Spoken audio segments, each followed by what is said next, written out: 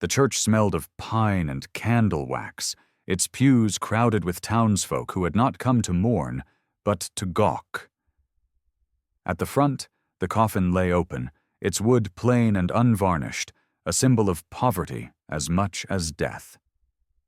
Beside it stood a girl of no more than 7, her dress faded and patched, her eyes swollen from tears. In her small hands she clutched a wooden doll, its paint chipped, its hair made of rough yarn, the last gift her mother had ever carved for her. She pressed it to her chest, as though it could keep her heart from splitting, her body trembling in the hush. Whispers ran through the crowd. Poor thing has nothing left now. No father, no land. That doll should be buried with the woman. It's unseemly for the child to keep it. A hand reached out, an older cousin sneering as he tried to tug the toy away. Let it rest with the dead girl. It's not yours anymore. The child whimpered, her grip tightening, her tears soaking into the wooden head. Then boots echoed against the floorboards, heavy and sure. A figure stepped from the back of the church, tall as the doorway, his beard thick, his shoulders broad beneath a weathered coat. A mountain man, stranger to most of the town, but his presence silenced even the cruelest whispers. He knelt beside the girl, his hand gentle as he placed the doll back into her arms. It belongs where it was given, he said, his voice low but firm, carrying through the stillness. Gasps rippled, some muttered of impropriety, others of insolence. The child buried her face into the doll's wooden cheek, her sobs muffled, but her grip steady now. Elias Redfeather. I have seen children cling to scraps of cloth and carved wood, with a fierceness stronger than steel. For in those small tokens lived all the love the world had not taken from them. The preacher faltered at the pulpit, his Bible shaking in his hands. The uncle of the child, a gaunt man with sharp eyes, rose stiffly from his seat. That trinket is not yours to defend, he hissed. She is my charge now, and I'll decide what is hers and what is buried.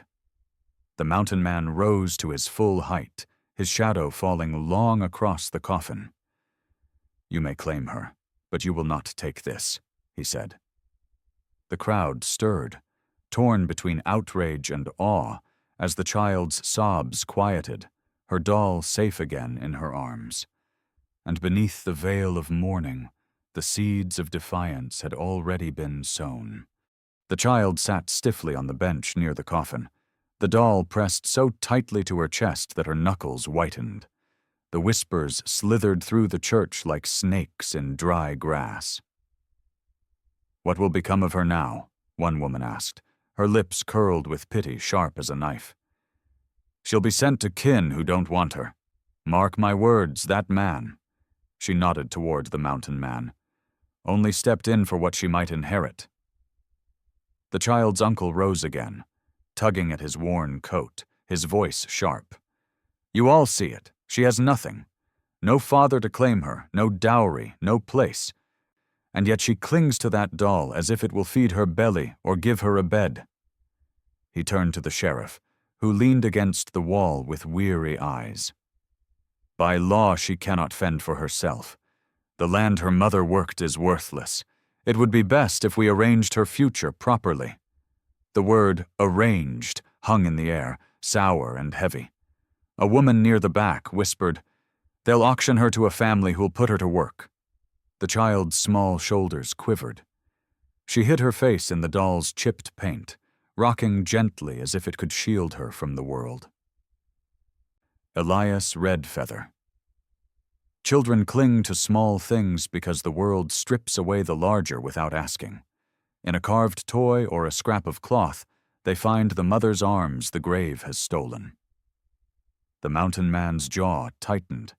His hands flexed at his sides, his gaze sweeping the room. He saw their sneers, their cold calculations. His voice broke the murmur like an axe striking wood. She's not livestock to be traded. She will not be sold, not today, not ever. A ripple of laughter cut him off. Harsh, mocking. "And what will you do with her, mountain man?" the uncle sneered. "You've no wife, no kin, no place in this town. You live in the hills like a beast. You think to raise a girl when you can't even keep a farm?" More laughter followed, cruel and eager. The child shrank lower, burying her face deeper in the doll, her tears soaking its wooden dress. The mountain man stepped closer, his shadow falling across the coffin and the girl. His voice was low, steady, but it carried to every corner of the church. "I have little, but what I have, I guard with my life, and today, I guard her." The crowd stilled, uneasy now, their cruelty stalled by the weight of his words. But the uncle's eyes narrowed, glinting with malice, and he whispered to those nearest, "The law will side with me. Wait and see." The uncle's words clung to the air like smoke, thick and choking. He stepped forward until his boots creaked against the boards beside the coffin, his bony finger stabbing toward the child. "She is mine by blood and law. What would a mountain drifter know of raising a girl? He seeks only advantage." Murmurs rippled, some nodding, others whispering dissent. The girl clung harder to the doll, rocking as if the motion alone could keep her whole. The mountain man's voice cut through the noise, deep and unflinching. "You speak of law, but you use it as a knife, not a shield. You call her yours, but your eyes tell me you see her as burden. I will not see her cast aside like scraps." The uncle's lips curled, his words sharpened by venom. "What would you do with her then? Feed her on venison and pine cones? Raise her in a cabin where wolves sing louder than hymns? You think the town will trust a man who comes down from the hills with blood on his boots and no kin to vouch for him?" Laughter rang out again, cruel and eager to humiliate. The child squeezed her doll tighter, whispering into its wooden ear, "Don't leave me too. Elias Redfeather. Children speak to dolls when the world has deafened itself to their cries. It is not wood they beg, but love that does not abandon." The sheriff straightened from his lean, pushing through the crowd, his face drawn and weary. "Enough," he said firmly, though his voice lacked the fire to match his words. "This will not be settled in whispers or in pews. By law, the child must be placed with kin, unless a proper hearing says otherwise." The uncle smirked, satisfied. "Then she is mine, until the court sees fit." He reached again for the girl, his hand clawing toward the doll. She shrieked, twisting away, clutching it so hard the yarn hair bent flat. The mountain man's hand shot out, iron strong, gripping the uncle's wrist. His eyes bore down like stone against a storm. "Not while I breathe," he said, each word deliberate, immovable. Gasps rippled through the church, some scandalized, others stirred to silence. The preacher looked as if he might faint, clutching his Bible as though it might shield him from the gathering storm. The uncle yanked his arm free, his face purple with rage. "Then you defy law itself," he spat. "We'll see what the sheriff says when it comes to men who think themselves above it." And with that, the crowd surged, eager to see the fire this clash would spark, while the girl trembled in her seat, the doll her only anchor. The sheriff's boots struck hard against the floor as he pushed through the press of onlookers, his hand raised to steady the storm. "Enough," he barked, though weariness weighted his tone. "The law is plain. The girl goes with her uncle until the hearing can be held. That's the only way." The child whimpered, curling herself tighter around the doll, her tears dampening the painted face until the colors blurred. Her uncle's thin lips stretched into a grin of triumph as he reached again, his hand latching around her wrist like a man taking a coin owed. She cried out, clinging to the doll, but he yanked her toward the church doors. Her small shoes scraping across the boards. The mountain man stepped in their path, his frame filling the aisle. For a moment the church fell silent, only the child's sobs breaking the hush. "Move aside," the uncle snapped, spittle flying from his lips. "This is no concern of yours." The mountain man crouched, steadying the girl with one hand. Her knuckles were white as she clung to the doll, her wide eyes searching his face as though he might vanish if she blinked. Slowly, he placed the doll back into her arms with both hands, his voice low but thunderous in its resolve. "If she goes, I go with her." Gasps rippled through the congregation. The uncle reeled back, his face twisting. "You'd follow her into my home? Into my charge?" "Where she is taken," the mountain man said, rising to his full height, "I will stand. She will not be alone, not while I draw breath." Elias Redfeather. There are men who wait for law to bless them, and there are men who carve law with their own vow. The first are forgotten. The second are remembered. The sheriff's brow furrowed as he studied the pair, the child clinging desperately to the doll, the mountain man's stance unyielding. "You're playing with fire," he warned. "This town won't stomach a drifter challenging kin and law. You'll make enemies you can't outgun." The mountain man's voice did not falter. "Then let them come. She will not face this alone." The church doors creaked open, daylight spilling in harsh and hot. The bells tolled again from the steeple above, their sound no longer solemn but summoning. The sheriff motioned toward the square. "Then the hearing will be held now. Let the town bear witness." The crowd surged eagerly toward the doors, hungry for spectacle. The child stumbled forward, her doll pressed to her chest, the mountain man's hand steady at her shoulder. And as they crossed the threshold into the square, the air thrummed with the weight of judgment yet to fall. The square was already thick with townsfolk by the time the church doors opened. Word of scandal had spread like sparks in dry grass, drawing men from their shops, women from their porches, children tugging at skirts to see the show. The coffin had not even been lowered into the ground, and already grief was twisted into spectacle. The child clutched her doll, her cheeks streaked with tears and dirt, while the mountain man walked beside her, his hand steady against her small shoulder. The sheriff mounted the steps, raising his hand. "By law, the girl belongs in the custody of kin until further ruling. If there are claims, they will be heard now." The uncle stepped forward, his hat pulled low, his eyes gleaming. "I claim her," he said with oily confidence. "Blood ties bind stronger than pity. She has no father, no inheritance, and her mother's land was never hers to give. She is mine by law, and the court will find no reason to say otherwise." Murmurs rippled, some nodding, others frowning. The girl's face blanched, her arms locking tighter around the doll, as if the wood itself could shield her from the uncle's claws. Then his voice grew sharper, laced with venom. "And more, she is illegitimate. No proof of her father, no claim to any name worth carrying.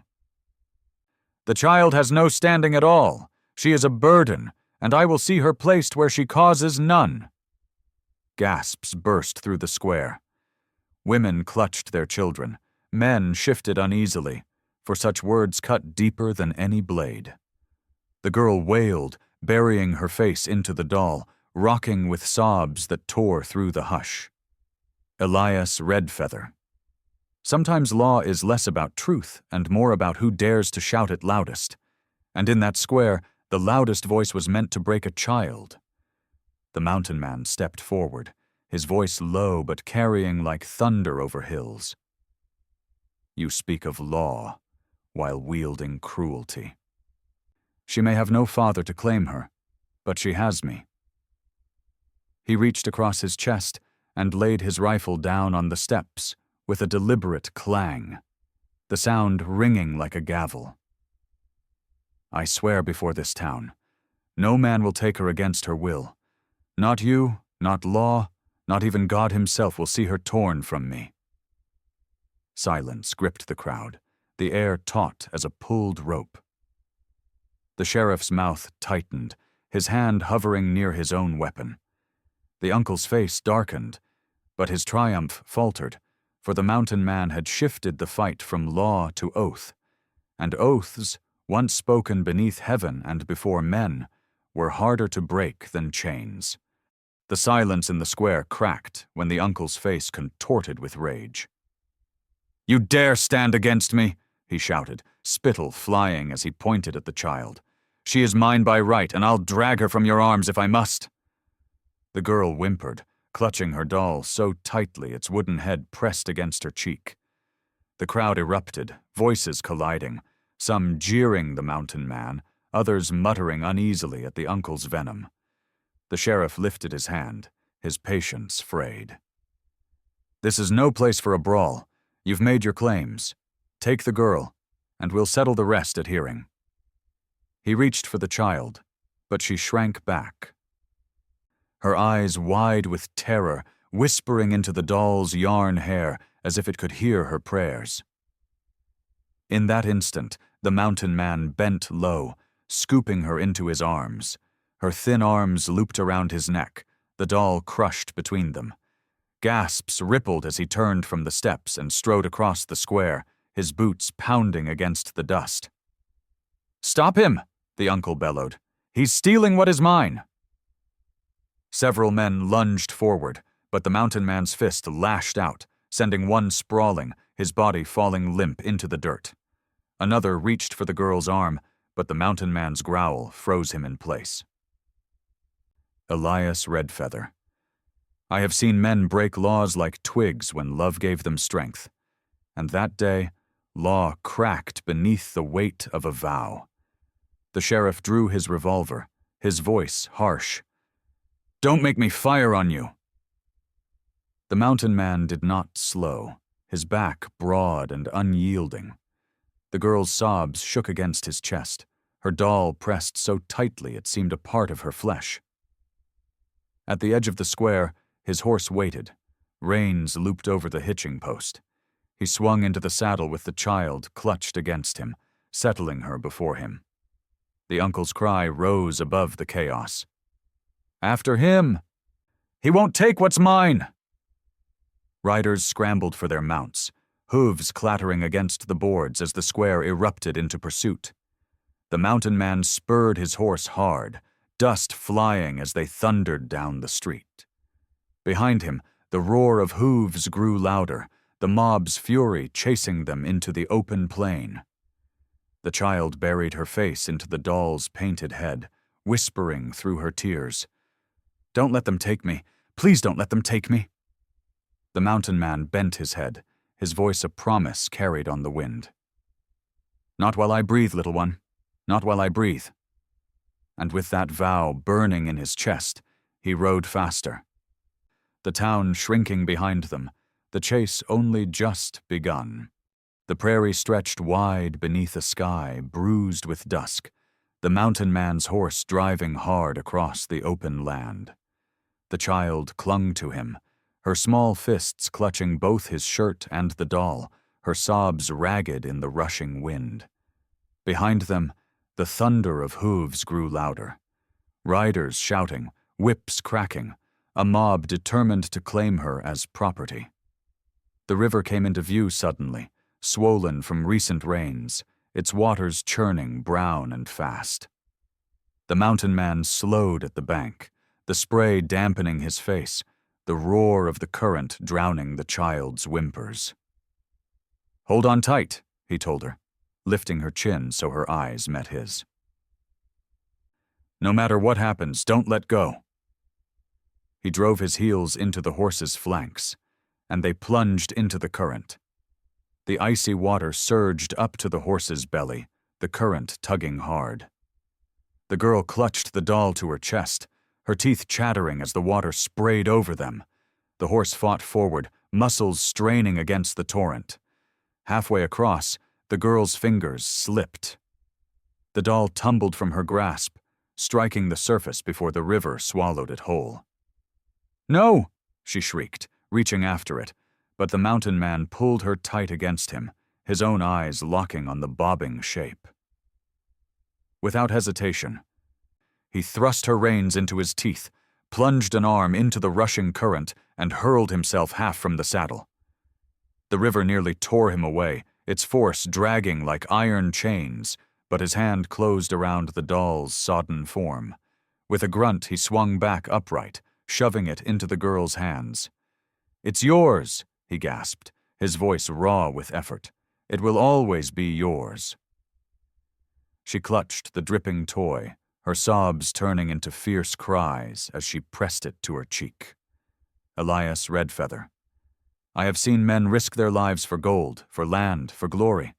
But the truest risk is for something small, something the world calls worthless, but a child calls everything. They burst onto the far bank, the horse staggering up the slope.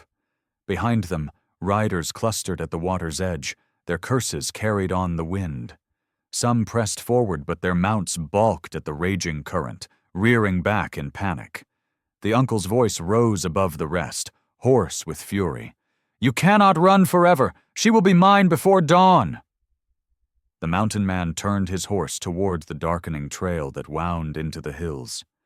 The girl trembled in his arms, her doll dripping river water against her dress. He bent low, his voice steady as stone. "Let them chase. These mountains have kept me safe all my life. They'll keep you safe now."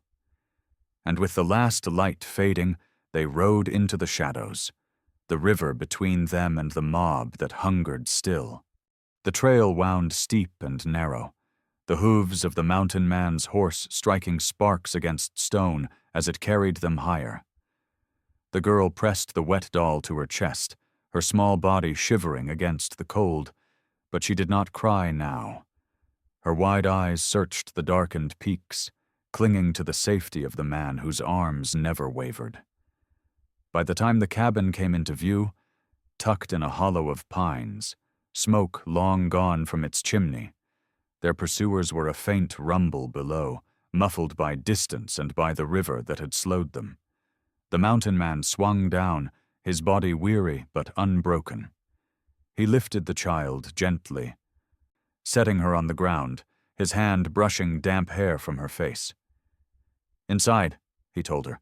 "Stay close to the fire pit. We'll make it blaze again." She nodded, gripping the doll so tightly the paint was flaking beneath her fingers. Elias Redfeather. A cabin of logs may seem little more than timber stacked against the cold, but to a child with nothing, it is a fortress if someone vows it so. The man pulled his rifle from its sling, checking the chamber with practiced ease, his jaw set hard. He stacked logs by the door, nailed shutters shut, and spread powder and shot across the table in neat lines. The child crawled beneath it, the doll held like a shield against her chest, her eyes watching every movement. "They'll come?" she asked in a whisper. He crouched beside her, his great hand resting lightly on her trembling shoulder. "Yes," he said, "but they'll find me waiting." From outside came the first distant neigh of horses, echoing against the cliffs. Then the crunch of boots on gravel, voices low and angry. The uncle's voice rose above them, sharp as broken glass. "You can't keep her. She is mine by law, and I'll drag her from your arms, even if I must burn this shack down to take her." The mountain man straightened, his rifle in his hand. His silhouette filling the doorway as firelight from within cast him tall against the night.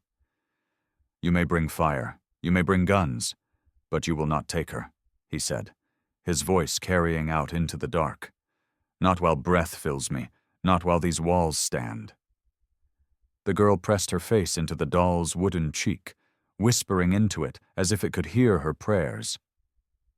The men outside laughed, cruel and eager, but there was unease in their laughter, for the cabin stood quiet but ready, and the man within looked carved from stone.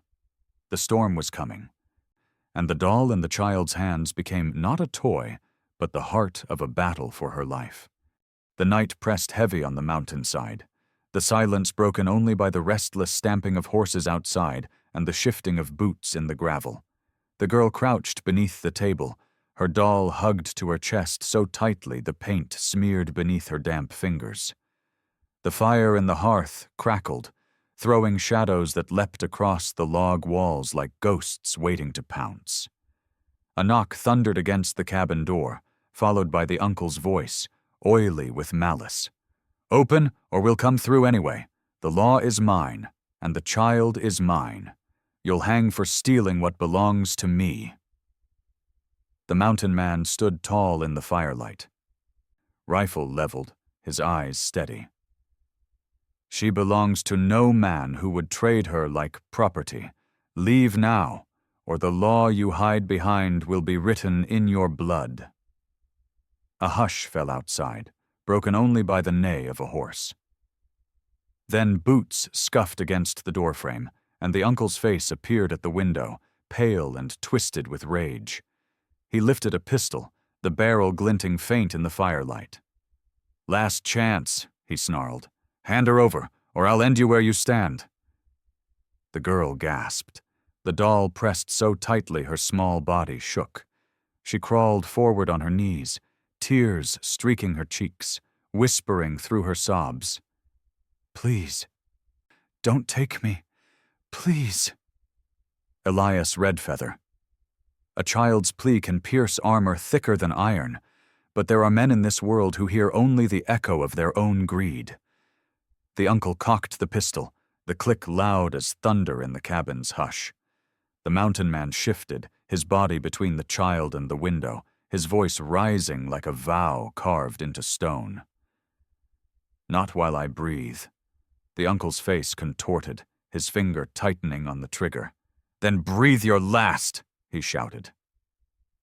The world hung suspended for a heartbeat, the girl's sobs filling the silence, the doll pressed between her and the man who shielded her. Then a gunshot split the night, loud enough to shake the rafters. The smell of powder flooded the cabin, smoke curling toward the beams. The child screamed, ducking beneath the table, the doll crushed beneath her chin. For an instant she could not tell who had fallen, her small heart hammering against her ribs like a drum. And outside, the mob shifted uneasily, their jeers silenced by the sharp crack of death's promise hanging in the air. The smoke curled thin in the cabin, the echo of the gunshot rolling back into silence as if the mountains themselves held their breath. The girl crouched low, her doll pressed so tightly her fingers ached, her tears dripping onto its worn wooden face. Slowly she dared to lift her eyes, her heart pounding, afraid to see the mountain man fall. But he still stood, rifle firm against his shoulder, his body a wall of iron. Outside, the uncle staggered backward from the window, his pistol arm smoking, his shot gone wide. Before he could fire again, the sheriff seized him from behind, wrenching the gun from his grip. "Enough!" the lawman thundered, his voice shaking the night. "You've brought shame enough on this town. By my badge, this ends now." The mob murmured, restless, but no one stepped forward.